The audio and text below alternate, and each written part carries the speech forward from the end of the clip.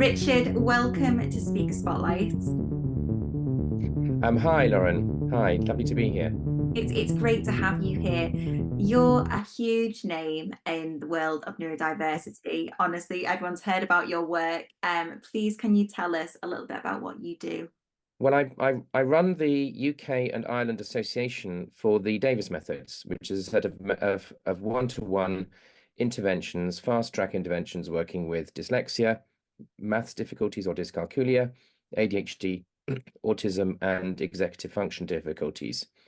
I've also been in the past a SENCO. I was a SENCO for 6 years in a kind of a leading independent secondary school here in the UK. And I've written a couple of books, Why Tyrannosaurus But Not If, and last year, Counting on Fingers. Oh, that's amazing. Do you know what? It's when you see books like that, it's really visual and animated to me that really, especially being neurodiverse, seeing that Mm, creativity really helps. And I can imagine a younger version of myself would have really benefited from that. And again, it's understanding how every neurodiverse person is completely different. I mean, with your research and the work that you do, it gets that across because again with ADHD people associate with hyperactivity, not being able to sit still, but it's much more than that. Dyslexia people associate yeah, with inability to read, but actually we know ourselves working in this field, it's so much more than that. yeah, absolutely so. I mean, what we see is that very much a dyslexic individual is an individual who, with a lot of creative, often picture thinking strengths.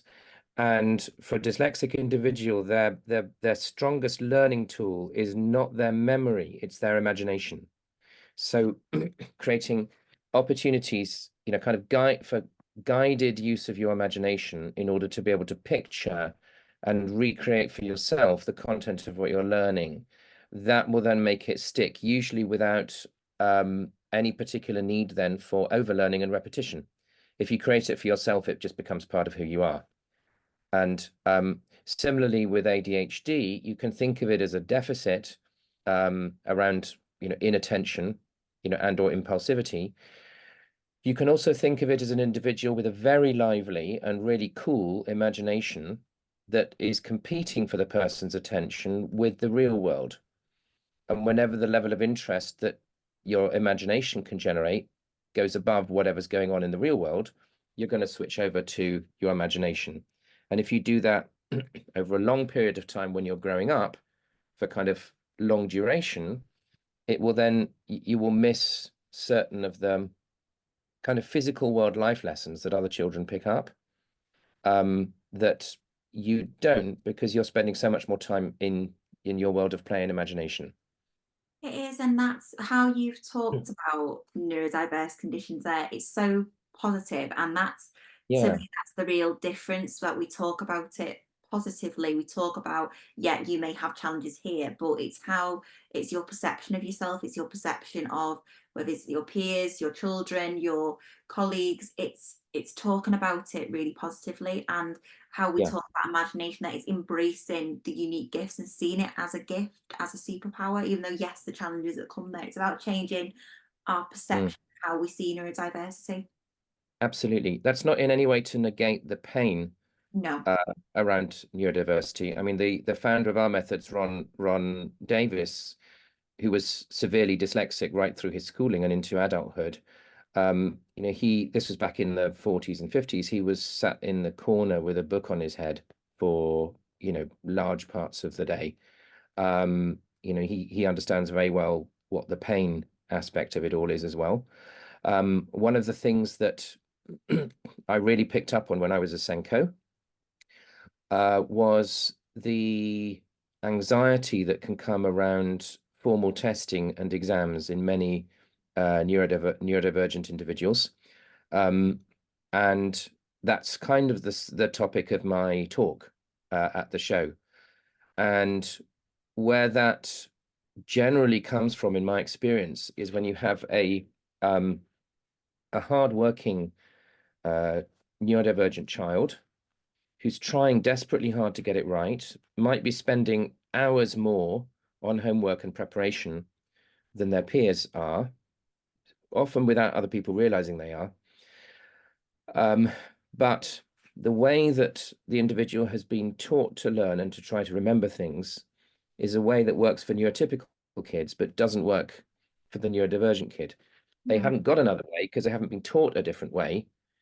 And they're naturally trying hard, desperately wanting to succeed. So they try and try and try, go into a test, clock's ticking. Yeah, everyone's scribbling away furiously, but your mind is blank. It Yeah, is, and yeah, it's that side of it that people don't see, and it is actually a form of yeah, masking or posting absolutely. and putting on that front that you can keep up with the neurotypical peers, in, if you will. And that transfers then into the workplace. You're keeping up with your neurotypical colleagues, and now positively, even though it's detrimental that we do talk about it, is the implications of this. It's that emotional dysregulation, that burnout, that anxiety, that side of dyslexia that people don't see, because it's that association again, that Mm, dyslexia, oh, the lazy, they're taking too slow, that but actually they're working 10 times harder than everyone else in the room, and yeah, it's making the mill. yeah. And the thing about masking is a lot of masking is not conscious. You don't even know you're doing it, No. especially when you're a child. You don't know any different. Therefore, you're just doing, you know, the best you can do in order to cope and survive and get to whether you can get to. Excuse me. So what I used to find when I was a SENCO was that you can work with the anxiety as a symptom, and it's important to be able to work on de-stressing, relaxation techniques and so on, but that isn't of itself getting to the underlying cause.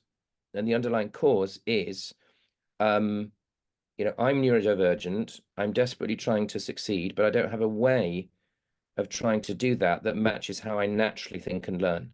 Therefore, I'm putting in more and more and more and more effort, and it's just not producing results. And so you go into a test, Mm.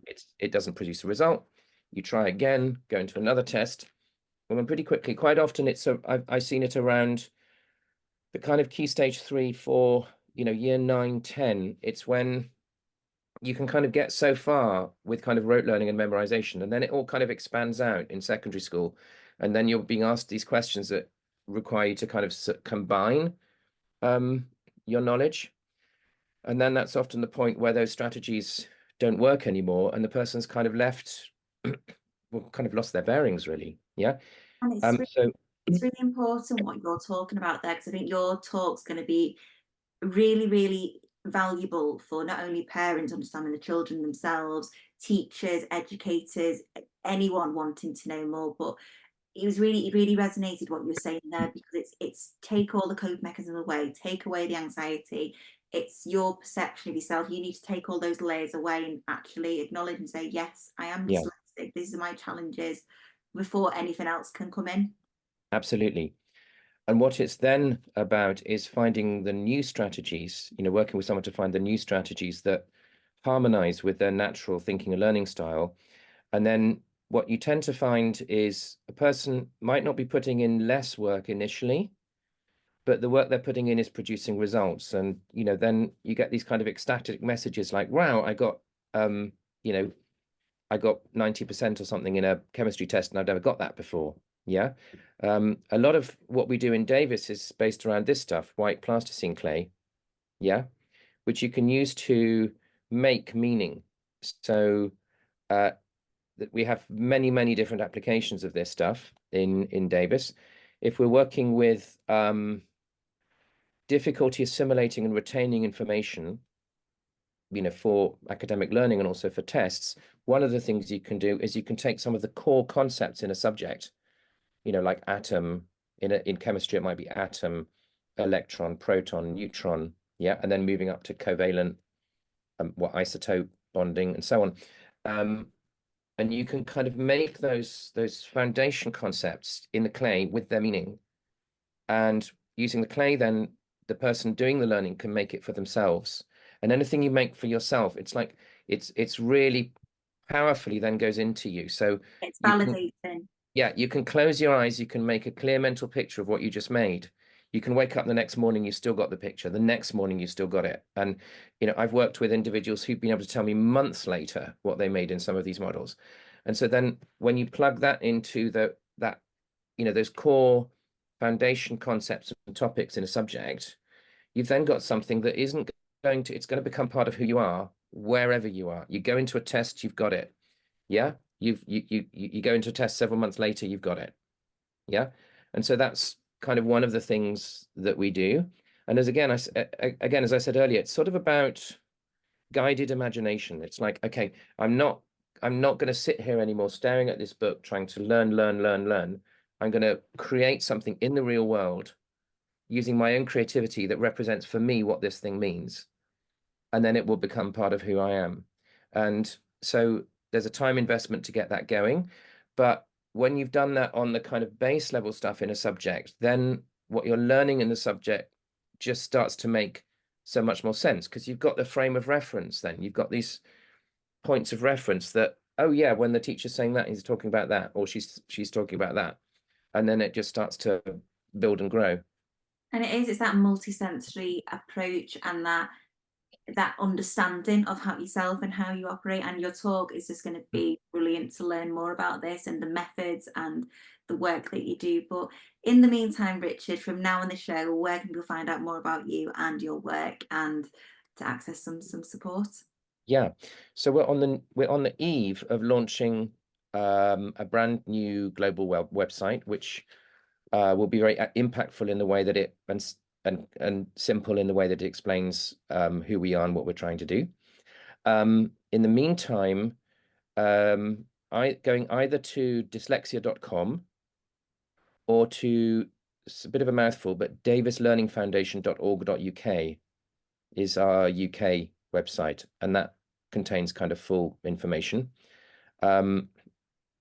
With regard to my two books, if you go Y, like WHY, TY, TY, so WHYTY, sorry, WHYTY.co.uk, then you can kind of see my author website. And the first book, Why Tyrannosaurus But Not If, is all about the kind of how dyslexics think and learn from a Davis perspective, but what works and what doesn't work for dyslexic individuals.